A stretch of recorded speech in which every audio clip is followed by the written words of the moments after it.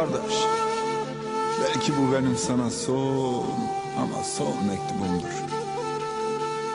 Senin ayrılığın hal koymadı bende kardeş. Sana kavuşacağım günü sayarken şimdi bitmez oldu kardeş. Eski günler canlanır oldu gözümde kardeş. Canlandıkça yaşlar doldu gözler. Artık tahammülüm yok.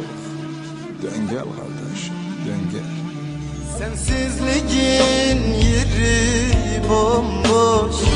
Etme gel gel gel. Gecem serhoş, günüm serhoş. Gitme gel gel gel. Hasretinle hasta oldum. Etme gel gel gel.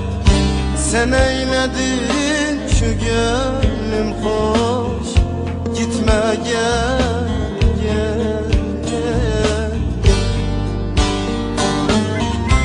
Sen eyledin şu gönlüm hoş. Gitme gel gel gel.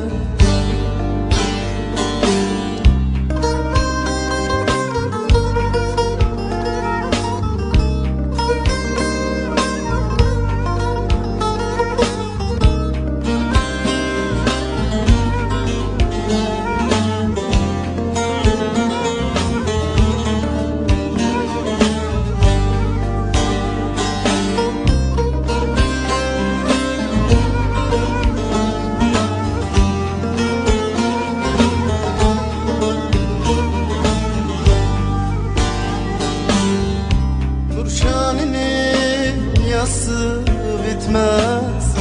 Etme gel gel gel. Gam ile tasası bitmez. Gitme gel gel gel. Dünya malı dünyanınki. Etme gel gel gel.